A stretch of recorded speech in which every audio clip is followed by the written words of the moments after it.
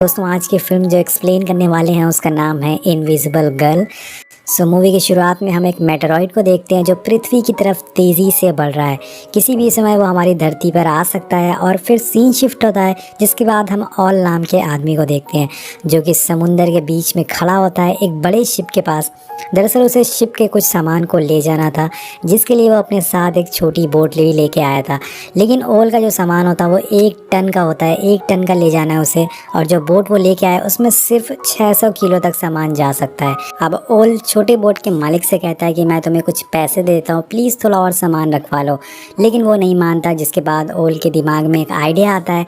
वो बड़े शिप के ओनर से कहता है कि तुम बोट पे 1 टन का सामान रखवा दो, लेकिन उसे बताना मत, तुम उसे कहना कि ये सिर्फ 600 किलो का ही सामान है। अब शिप का मालिक ओल की बात मान लेता है और छोटी बोट पे 1 टन का सामान रखवा देता है।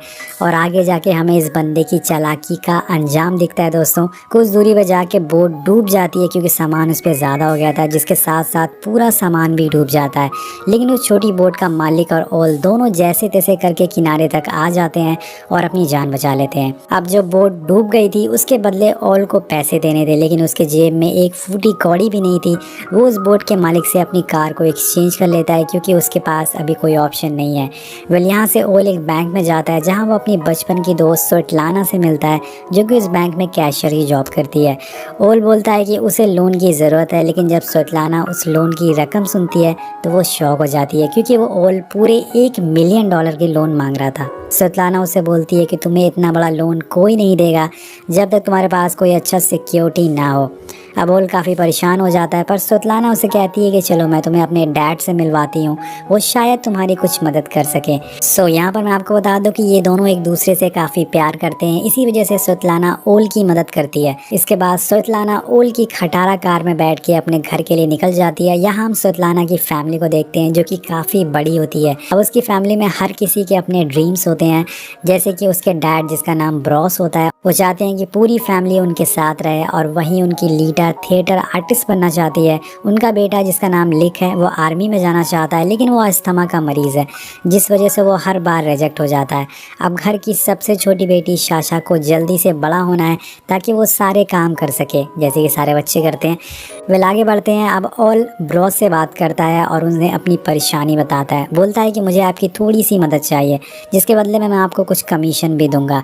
लेकिन ब्रॉस ये बोल के मना कर देता है कि तुम जैसे लोग पहले लोन ले लेते हो और किसी और की सिक्योरिटी से, फिर बाद में उसे चुकाते नहीं हो, जिसके बाद बैंक वाले हम जैसे शरीफ लोगों को परेशान करते हैं। अब ब्रॉस ये बोल के वहाँ से जाने लगते हैं और हम देखते हैं कि मेटेरॉइड्स अर्थ पे आ रहा है।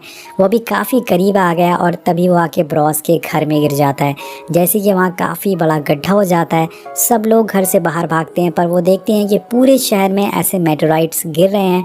तभी स्वेटलाना को याद आता है कि उस मेटेरॉइड के नीचे इनके ग्रैंडफादर दब गए हैं। सब लोग फौरन भागते हुए घर के अंदर जाते हैं और वहाँ से ग्रैंडफादर को निकालते हैं।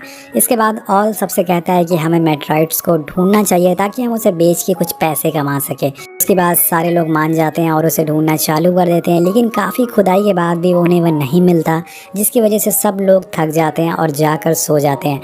लेकिन ऑल हार नहीं मानता क्योंकि उसके ऊपर कर्जा है, वो उसे ढूंढता रहता है। वो फाइनली वो मेटेरॉइड को ढूंढ लेता है, पर इसी बीच ग्रैंडफादर ऑल को बुलाते हैं और उससे कहते हैं कि मेरे जाने का अब टाइम आ गया है।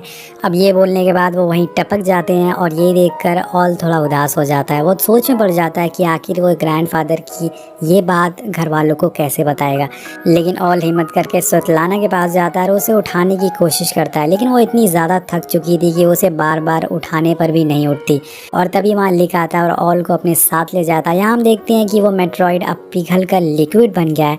लिक बताता है कि उस लिक्विड को डैड ने गलती से लात मार के गिरा दिया था, जिससे वो पूरे घर में फैल गया है। अब दोस्तों यहाँ पे एक ट्विस्ट की बात पता चलती है। उस मेटेरॉइड के फैलने की वजह से घर में ज़्यादातर लोगों के पास अलग अलग तरह की सुपर नेचुरल पावर आ गई थी, जैसे कि शाशा अब सुपरमैन बन चुकी थी और हर चीज़ को तोड़ सकती थी। लीटा अब हवा में उड़ने लग गई थी और वहीं स्वेटलाना के पास अब इनविजिबल होने की पावर आ गई। और ये सब देख के पूरे घर के लोग काफ़ी खुश और शौक भी हो जाते हैं। इसी बीच उन्हें एक और बात पता लगती है कि अगर वो साथ में रहे तभी ये पावर काम करेगी, वरना ये पावर काम करना बंद कर देगी। यानी कि उन्हें 20 मीटर की दूरी के अंदर ही रहना पड़ेगा अगर उन्हें इस पावर का इस्तेमाल करना है।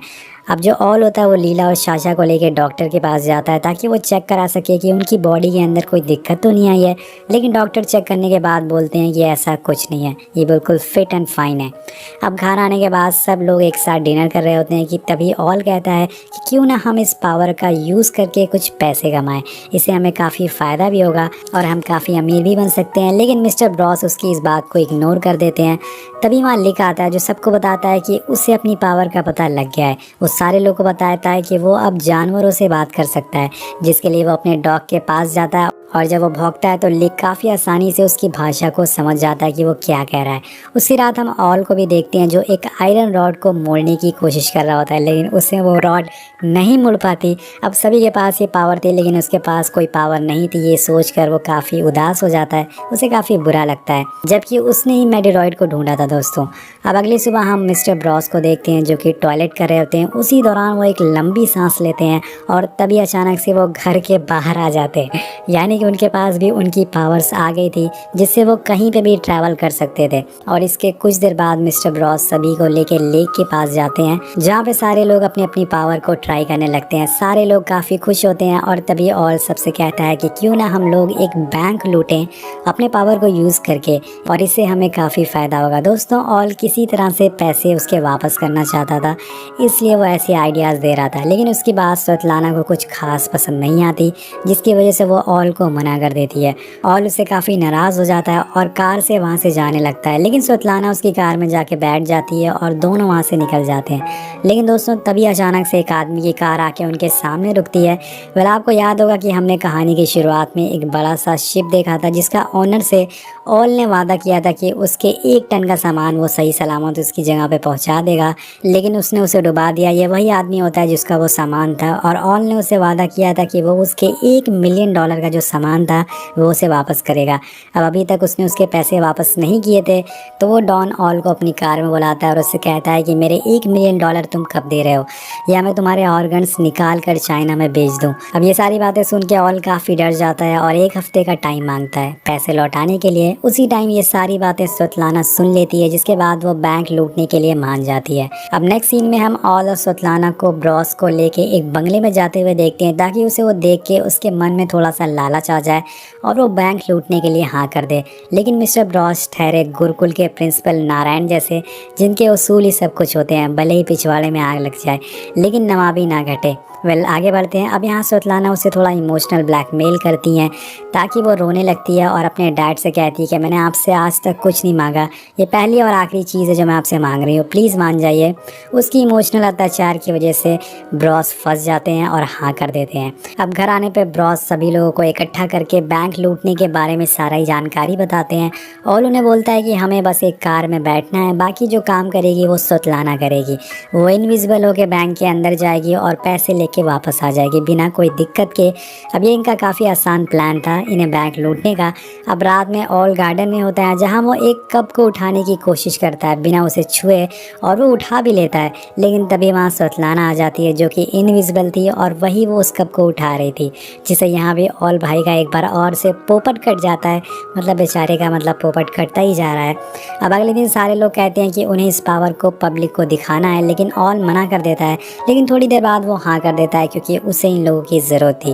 वो सारे लोग एक थिएटर में जाते हैं जहाँ वो एक डायरेक्टर को अपनी पावर्स दिखाते हैं जिससे वो काफ़ी पैसे कमा सकें। वेल नेक्स्ट सीन में हम देखते हैं कि एक रात ऑल को भी पता लग जाता है कि उसके पास भी अब सुपर पावर आ चुकी है फाइनली, जिसमें वो अपनी उंगलियों से पानी निकाल सकता है। वाह क्या पावर है। अब दोस्तों पूरी फैमिली एक फ्यूनरल एजेंट के पास जाती है। दरअसल ग्रैंडफादर की आखिरी विश होती है कि उनका फ्यूनरल काफ़ी अच्छे से हो, जिस वजह से वो इस एजेंट के पास आए थे। अब इसके बाद ओल और साशा एक साथ डिनर करने जाते हैं, लेकिन वहाँ ओल को कुछ गुंडे काफ़ी बुरा भला बोलने लगते हैं, जिससे कि साशा को काफ़ी गुस्सा आ जाता है। वो अपनी पावर्स को यूज़ करके उन सभी को सबक सिखाती है, उनका पिछवाड़ा लाल कर देती है। अब फाइनली बैंक लूटने का टाइम आ जाता है और और सारे लोग बैंक के सामने खड़े हो जाते हैं। और जो करना था वो स्वतलाना को करना था, ऐसे हम जानते हैं। वो इनविजिबल हो जाती है लेकिन उसके कपड़े अभी भी दिख रहे होते हैं, तो वो अपने कपड़े भी उतार देती है और फिर इनविजिबल होके ऑल के साथ बैंक के अंदर जाती है। ये एक बहुत ही फनी सीन होता है। अब फाइनली वो बैंक के अंदर जो ऑफिशियल होते हैं उनके पास जो लॉकर्स के कोड होते हैं, पासवर्ड होते हैं, उनको वो जान लेती है। पर तभी बाहर खड़ी कार को एक पुलिस की कार आगे धक्का देने लगती है, जिससे कि उन लोगों की रेंज दूर हो जाती है और अंदर स्वतलाना दिखने लग जाती है। जैसे कि मैंने आपको बताया कि इनको पावर्स को यूज़ करने के लिए आसपास ही रहना ज़रूरी है।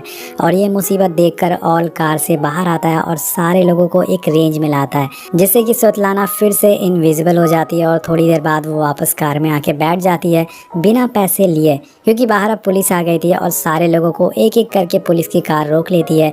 उसी समय ब्रॉस गायब हो जाते हैं वहाँ से, पर पुलिस उन लोगों की कार के पास आती है और उन्हें कुछ नहीं बोलती और जाने देती है। वेल, अब थोड़ी देर बाद स्वतलाना के पास ब्रॉस का कॉल आता है और वो उसे बोलते हैं कि उन्हें नहीं पता कि वो गायब होके कहाँ पहुँच गए हैं। उसी समय कुछ पुलिस ऑफिसर अपनी वैन का गेट खोलते हैं और हम उसमें मिस्टर ब्रॉस को देखते हैं। मतलब कि वो गायब हो गए, पुलिस की वैन में पहुंच गए थे। मतलब ये बंदा गायब हो गए कहीं भी पहुंच सकता है, लेकिन कुछ जुगाड़ करने के बाद ऑल उन्हें पुलिस से छुड़ा लेता है। अब दोस्तों सारे लोग के घर पहुंचने पे ऑल सब पे बहुत ही चिल्लाता है। उन्हें बोलता है कि तुम लोगों को बैंक लूटना काफ़ी छोटा काम लगता है, अगर ऐसा हमने करा तो हम कभी भी बैंक नहीं लूट पाएंगे, तुम लोग एक नंबर के बेवकूफ़ हो। तभी लीटा बताती है कि उसका कल थिएटर में शो है और ये सुनकर ऑल कहता है कि हम कल सारे लोगों को लीटा की तरफ डाइवर्ट कर देंगे और रात के अंधेरे में बैंक को लूटने जाएंगे। सीन शिफ्ट होता है और हम थिएटर का सीन देखते हैं जहाँ पे काफ़ी तादाद में लोग आए हुए थे लीटा को उड़ता हुआ देखने के लिए। लेकिन लीटा इतने सारे लोग को देख के काफ़ी नर्वस हो जाती है और वहाँ से उड़ के भागने लगती है। अब स्वतलाना और ऑल उसे समझाने के लिए उसके पास जाते हैं, पर इसी बीच ऑल का वो जो डॉन होता है वो उसे देख लेता है और उसे उठा के ले जाता है। और जिसके बाद डॉन के लोग ऑल को काफ़ी बुरी तरह से मारते हैं और ऑल अपनी टूटी हुई हड्डियों को लेकर थिएटर से बाहर आता है और वहाँ उसे स्वतलाना का परिवार दिखता है। वो उसे गुस्से में कहता है कि तुम लोगों को दुनिया की चाहे जितनी भी आधुनिक चीज़ें दे दो, तभी तुम लोग उससे अपना पिछवाड़ा ही साफ करोगे। और मिस्टर ब्रॉस को उसकी ये बात काफ़ी बुरी लगती है और वो इतना बुरा मान जाते हैं कि वो ऑल को पकड़ के गाड़ी में बंद कर देते हैं और ठान लेते हैं कि वो अब चोरी करके रहेंगे। अब सारे लोग दोस्तों आधी रात को बैंक के पीछे वाले गेट पे पहुंच जाते हैं और फिर लीटा उठ के बैंक की खिड़की पे एक चेन बांध देती है, जिसके बाद साशा अपनी पावर से यूज़ करके उस खिड़की को पूरी तरह से उखाड़ लेती है। वही मिस्टर ब्रॉस उस बैंक के सारे जो कैमराज होते हैं उन्हें ऑफ कर देते हैं और साथ साथ में उस रोड पे एक ट्रक लाके खड़ा कर देते हैं, जिससे कि जब पुलिस आए तो उन्हें अंदर आने में दिक्कत हो। ये सारी चीज़ें करने के बाद साशा उस पूरे लॉकर को ही बैंक की खिड़की से नीचे फेंक देती है, क्योंकि उसके पास सुपरमैन वाली पावर है। और फिर उस लॉकर को वो लोग कार में रख के वहाँ से भागने लगते हैं। लेकिन तब तक वहाँ पुलिस पहुँच गई थी और लिक बड़ी चालाकी से अपने डॉग्स को उन पुलिस वालों के बीच छोड़ देता है, जिसकी वजह से वो लोग वहाँ से निकलने में कामयाब हो जाते हैं। अब थोड़ी देर बाद सुबह हो जाती है और सारे लोग शहर से दूर एक जगह पर रुक के काफ़ी एंजॉय करते हैं कि तभी ग्रैंडफादर कहते हैं कि अब उनका मरने का टाइम आ गया है। वेल, ग्रैंडफादर अभी भी जिंदा थे। वो बोलते हैं कि मुझे यहीं पर छोड़ दो और तुम लोग चले जाओ, और उनकी ये बात सभी लोग मान लेते हैं और उन्हें वहाँ बैठा कर चले जाते हैं। और जिसके थोड़ी देर बाद वो वहीं मर जाते हैं। वेल, मुझे लगता है कि ग्रैंडफादर कितनी बार मरते हैं। वेल, सुनने में थोड़ा अजीब लगता है कि कैसे कोई अपनी फैमिली मेम्बर को मरने के लिए अकेले छोड़ सकता है, लेकिन ये फिल्म है, यहाँ कुछ भी हो सकता है और ये फैमिली बहुत ही अलग तरह की है। वेल, आगे बढ़ते हैं दोस्तों। अब रास्ते में ऑल सबको उनके हिस्से के पैसे देता है और उसी समय स्वतलाना कहती है कि हमें ये काफ़ी गलत किया, हमें ग्रैंडफादर को ऐसे मरने के लिए नहीं छोड़ना चाहिए था, उन्हें वापस लाना चाहिए था। लेकिन ऑल कहता है कि हम वहाँ वापस नहीं जाएंगे। ये बात स्वतलाना को काफ़ी बुरी लगती है और जिस वजह से वो ऑल से कहती है कि तुम अपना हिस्सा लो और कार से उतर जाओ। उसकी ये बात सुन के ऑल काफ़ी गुस्से में आ जाता है और कार से उतर जाता है। अब यहाँ से सीन शिफ्ट होता है और हम देखते हैं कि ऑल ने पूरे $1 मिलियन उस डॉन को लौटा दिए थे और अब वो उन पैसों को लेके किसी और कंट्री में जा रहा था। लेकिन वो ऐसे इन पैसों को लेके फ़्लाइट में नहीं जा सकता था, जिस वजह से वो एयरपोर्ट में जाके उन पैसों को अपने पेट में बांध लेता है, जिससे कि कस्टम्स वाले उसे पकड़ ना सके। अब वो बाहर आके अपनी फ़्लाइट का इंतज़ार कर रहा था कि तभी वो टीवी में देखता है कि स्वतलाना और उसकी फैमिली को पुलिस ने पकड़ लिया है। अब आप लोग सोच रहे होंगे दोस्तों कि आखिर इन लोगों को पुलिस ने पकड़ा कैसे। तो चलिए मैं आपको बता देता हूँ। वेल हुआ ये था कि ग्रैंडफादर के मरने के बाद उनकी बॉडी उसी फ्यूनरल एजेंट ने ले ली थी, जिसके बाद सारे ये लोग गए थे। और फिर जब वापस सुतलाना और उसकी फैमिली उस एजेंट के पास गए तो ग्रैंडफादर की बॉडी लेने के लिए तो उसने मना कर दिया, जिसके बाद सुतलाना की फैमिली ने उसे $1 मिलियन का ऑफर दिया और वो बंदा फाइनली मान गया और उसने बॉडी लौटा दी। लेकिन दोस्तों यहाँ पर उस एजेंट को थोड़ा सा इन लोगों पे शक हो गया, उसने पुलिस को बता दिया, जिसके बाद पुलिस ने तलाशी ली और इनके सारे सच सामने आ गए और उन्हें पकड़ लिया गया। मतलब दोस्तों ये कहानी सुन के ये लगता है कि नकल करने के लिए भी अकल चाहिए। अब नेक्स्ट सीन में हम देखते हैं कि ऑल ग्रैंडफादर को जिंदा लेके पहुंच जाता है, मतलब कि ग्रैंडफादर कभी मरे ही नहीं थे, मतलब अभी भी जिंदा है, ये बंदा कभी मरेगा ही नहीं। यहाँ में पता चलता है कि उन्हें जिंदा ही दफना दिया गया था। अब ग्रैंडफादर के आते ही सारे लोग एक रेंज में आ जाते हैं, जिसके बाद उनकी पावर्स वापस आ जाती है और फिर क्या सारे लोग पूरे कोर्ट में तबाही मचाना चालू कर देते हैं। ये लोग कोर्ट में होते हैं, लीटा उड़ के जज के ऊपर चढ़ जाती है और यहाँ पे एक बहुत ही फनी सीन दिखाया गया है। यहाँ ये फैमिली बहुत ही अजीब अजीब चीज़ें करती है जिसे देखकर बहुत ही हंसी आती है। ऐसे लग रहा था कि कोर्ट में मजाक चल रहा हो। सो गाइस यहाँ पर ये एक लो बजट मूवी है, तो इसमें कुछ भी दिखाया गया, मतलब बिना वजह के बिना मतलब के बस लोगों को हंसाने की कोशिश की गई है। अब जो कि इनकी पावर्स वापस आ गई थी तो शाशा जेल की रॉड को तोड़ देती है और सारे लोग वहाँ से भाग के कोर्ट के बाहर आ जाते हैं। लेकिन वहाँ काफ़ी पुलिस होती है तो लीटा उनके सामने उड़ने लग जाती है और सारे पुलिस वाले उसे देख के शॉक हो जाते हैं, जिसकी वजह से उनका ध्यान भटक जाता है और इसी बीच सभी लोग वहाँ से कार से भागने लग जाते हैं। वो लोग एक पोर्ट पे आते हैं जहाँ उन्हें वही डॉन मिलता है जिसे कि हमने मूवी की शुरुआत में देखा था। वो ऑल की मदद करता है और सारे लोगों को एक कंटेनर में बंद करके उन्हें शिप से चाइना भेज देता है। वो उनकी जान बचा लेता है। वेल ये डॉन वाला सीन देख के आपको एक कोट याद आ गया होगा कि डोंट जज a book by its cover, मतलब कि वो डॉन दिल का अच्छा था, बस दिखने में खतरनाक था। तो ये पूरी फिल्म में यही दिखाने की कोशिश की गई है दोस्तों कि अगर आप अपनी फैमिली के साथ हों तभी आप ताकतवर हैं और सारी मुश्किलों से लड़ सकते हैं, जो कि रियल लाइफ में भी सच है। और दोस्तों इसी मैसेज के साथ ये कहानी ख़त्म हो जाती है। सो ये कहानी आपको कैसी लगी नीचे कमेंट करके ज़रूर बताएगा। मिलते हैं आपसे अगली वीडियो में। Thank you so much watching.